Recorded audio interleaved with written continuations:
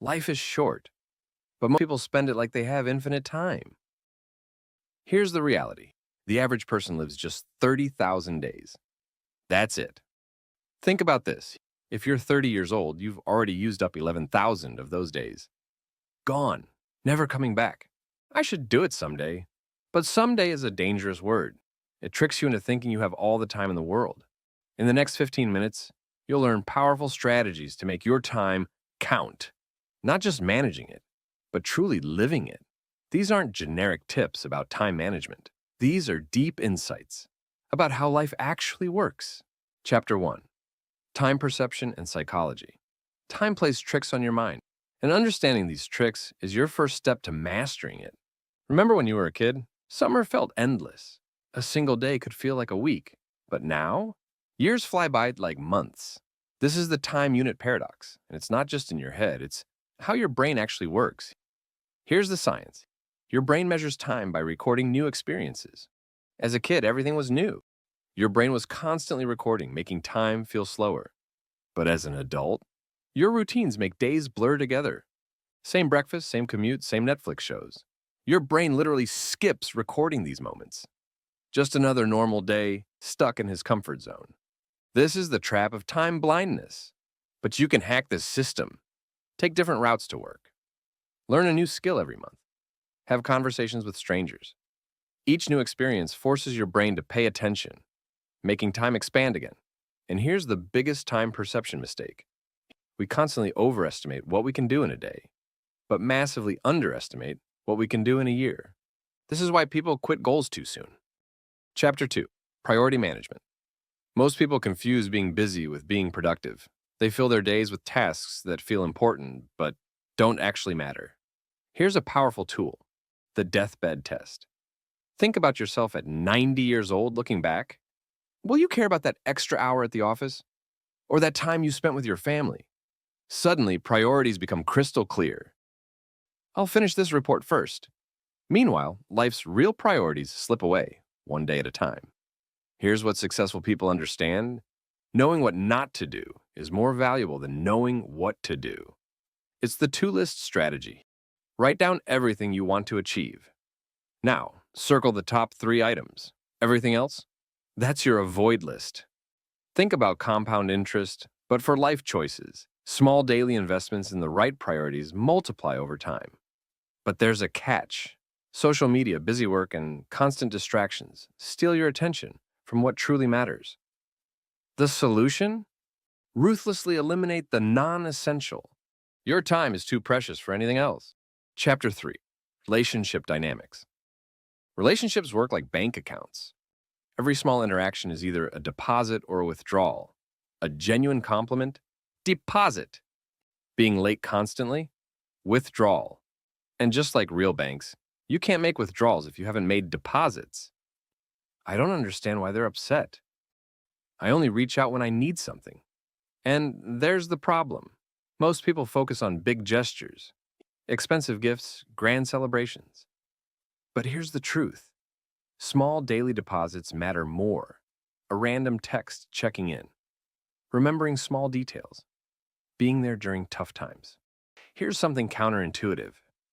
Shared suffering builds stronger bonds than shared pleasure. Going through challenges together creates deeper connections than just having fun. And don't ignore your weak ties, those casual acquaintances and distant friends. They're your bridges to new opportunities, ideas, and perspectives. Strong ties comfort you, but weak ties help you grow. Want to expand your sense of time? Help others. It's the ultimate paradox. Giving time makes you feel like you have more of it. Chapter 4. Career and Purpose.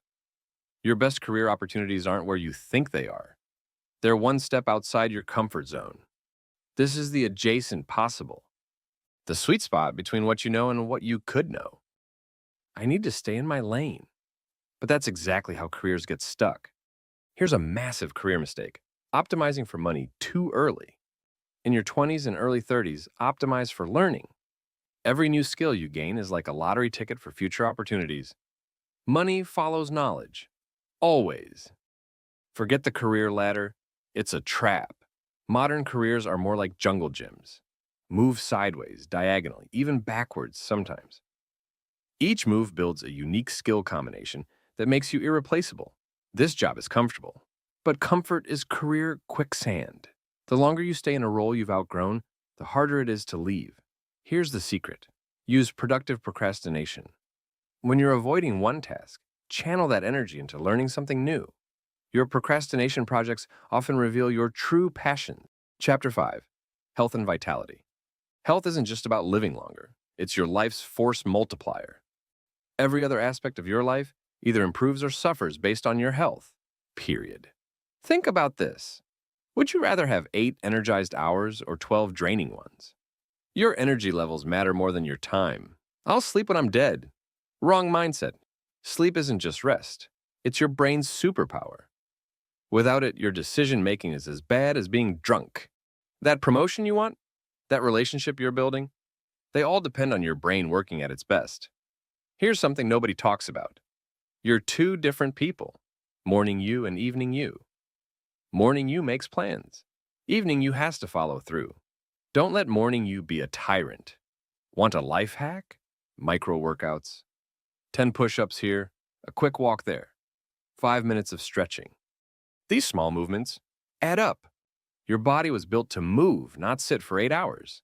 Remember this. Physical movement creates mental clarity. Stuck on a problem? Move your body. The solution will come. Chapter 6. Learning and Growth. Want to learn anything faster? Teach it to someone else. This is the teacher effect. Explaining something forces your brain to understand it at a deeper level. I'm not ready to teach yet, but that's exactly why you should teach. Your struggles make you a better teacher than an expert. You still remember what's confusing. Here's a secret learning hack. Read biographies. Why? Because each one gives you a lifetime of experiences in a few hours. Want to avoid common mistakes? Learn from people who already made them. Most people try to get good at everything. Smart people stay strategically bad at some things. It's called deliberate amateurism. It keeps your brain flexible and your ego in check. Constraints aren't your enemy. They're your superpower.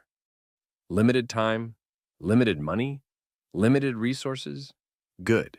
These constraints force you to be creative. And here's the most valuable skill: knowing when to quit. Strategic quitting isn't failure. It's making space for better opportunities. Quit fast on things that don't serve your growth. Chapter 7. Emotional Intelligence. Your emotions have a secret timer. The chemicals that create any emotion, anger, fear, frustration, last exactly 90 seconds in your body. After that, you're choosing to stay in that emotion. I can't help how I feel. But here's the truth. While you can't control the first wave of emotion, you absolutely control the second. Think of emotional regulation like a superpower. Raw intelligence might get you the job, but emotional regulation gets you the promotion. Why? Because people trust those who can stay calm in chaos. Most people hide their vulnerability. Smart people use it strategically. Showing the right amount of vulnerability at the right time builds deeper trust than always appearing perfect. Here's a costly mistake: avoiding difficult conversations. These conversations are like compound interest, in reverse. The longer you wait, the more emotional debt you accumulate. That small issue you're avoiding, it's growing bigger every day. And gratitude isn't just a feel-good practice. Unexpressed gratitude is like having money in a bank you can never withdraw from.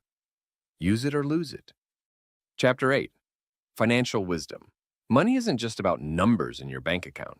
It's about something far more precious: your freedom of time. Here's a truth most people miss. Making more money often makes you poorer in time. As your income grows, your lifestyle expands. Bigger house, more maintenance, fancy car, more worry, better neighborhood, longer commute. Finally, I can afford everything I want. But that's the trap. Lifestyle inflation is like running on a treadmill, moving fast but going nowhere. Think about time affluence. Would you rather make $100,000 working 80 hours a week or $70,000 working 30? Your true hourly rate includes everything you sacrifice for that money. Most people get this backwards. They buy objects but rent experiences. Smart people rent objects and buy experiences. Why? Because experiences appreciate in value. Objects usually don't. Here's the ultimate financial skill: building margins. Living below your means isn't about restriction, it's about creating space for opportunities. That space is your ticket to real wealth. Chapter 9: Creative Living. Creativity isn't about waiting for inspiration. It works more like a faucet. When you first turn it on, rusty water comes out. That's your bad ideas. You need those bad ideas. They clear the way for the good ones. I'm waiting for the perfect idea. But that's like waiting for the water to get clean without turning on the tap. You have to push through the rust. Here's something counterintuitive. Creativity loves constraints. Give someone unlimited options, they freeze. Give them limited options, they get creative. Think about it. Shakespeare wrote in strict meter and rhyme. Those limits forced his creativity. Most people try to create and judge at the same time. That's like trying to drive with one foot on the gas and one on the brake. First create. Judge later. Document everything you create. Your brain is like a creativity muscle. It needs to see its progress to grow stronger. Those early, terrible attempts, they're your proof of improvement. And here's the real secret. Combine skills nobody else combines. That unique intersection, that's your creative superpower. Chapter 10: Personal Energy. Your energy is your most precious resource. Time management is useless without energy management. You can't do meaningful work if you're running on empty. Most people never audit their energy. They don't realize some activities give energy while others drain it. That morning walk, energy boost. That toxic friendship, energy vampire. I just need more willpower. But willpower is like a muscle. It gets tired. Smart people don't rely on willpower. They design their environment to make good choices automatic. Think about decision fatigue. Every choice you make takes energy. What to wear, what to eat, when to exercise. That's why successful people often wear the same things and eat the same breakfast. They're saving their energy for decisions that matter. Here's a counterintuitive energy hack: strategic incompetence. Being deliberately bad at non-essential tasks means others stop asking you to do them. Your energy stays protected for what you do best. Remember this: recovery isn't a waste of time. It's how you multiply your time's value. Chapter 11: Social Capital. Success isn't just about what you know, it's about who you know. But here's the thing: real social capital isn't about collecting business cards or LinkedIn connections. It's about building genuine relationships. There's a simple formula for friendship: time plus vulnerability plus shared experiences. You can't shortcut any of these elements. Real connections need all three. I don't have time for networking. But that's missing the point. True networking isn't about taking, it's about connecting. The best networkers aren't collectors, they're connectors. They introduce people who should know each other. Most people underinvest in friendship maintenance. They wait for big life events to reconnect. But strong relationships are built in the small moments. That random check-in text, that quick coffee, that's where real bonds grow. Think about community like a garden. You can't plant all the seeds at once and expect them to grow. You need constant small acts of nurturing. Every conversation is water. Every introduction is fertilizer. The truly successful? They build their community before they need it. Because when you need a community, it's too late to build one. Chapter 12: Mental Models. Mental models are your mind's shortcuts to understanding reality. But here's the catch: the map is not the territory. Your mental models are always simpler than reality. And that's both their strength and their weakness. Most people see only what's in front of them. They play checkers while life plays chess. Second-order thinking is your advantage, asking not just what happens next, but what happens after what happens next. This seems like the obvious choice, but obvious to whom? Your mental map might be missing crucial territory. That's why multiple perspectives aren't just useful, they're essential. Here's a powerful truth: knowledge isn't power. Understanding is power. Knowledge is knowing that a tomato is a fruit. Understanding is knowing not to put it in a fruit salad. Most people collect facts. Smart people collect patterns. Think about inverse thinking. Instead of asking, how can I solve this problem? Ask, how am I creating this problem? Sometimes the solution is stopping what causes the problem in the first place. Chapter 13, Life Design. Your life isn't something that happens to you. It's something you actively design. Think of it like a portfolio, not just of money, but of experiences, relationships, skills, and dreams. Most people overvalue planning and undervalue testing. Life design isn't about making perfect plans. It's about running small experiments to see what actually works for you. I need to figure everything out first, but that's exactly backward. You can't think your way into the right life. You have to test your way there. Here's what most people miss about change. Tiny adjustments create massive results. Want to transform your life? Start with changing one thing for 5 minutes. That small win builds momentum for bigger changes. Think about your metrics. Most people measure their lives by society's standards, money, status, possessions. But what if you designed your own metrics? What if success meant time with family, or learning new skills, or helping others? Regular life reviews aren't optional. They're how you catch problems while they're still small. Monthly reviews prevent yearly regrets. Conclusion. Life isn't about finding extra hours. It's about making your hours count. Every principle we've covered, from time perception to relationship building, from energy management to life design, works together to create a life worth living. Remember, time will pass whether you use it wisely or not. Your habits become your days become your years become your life. Start small. Pick one idea that resonated with you. Test it, refine it, make it yours. The best time to start living fully isn't someday. It's today.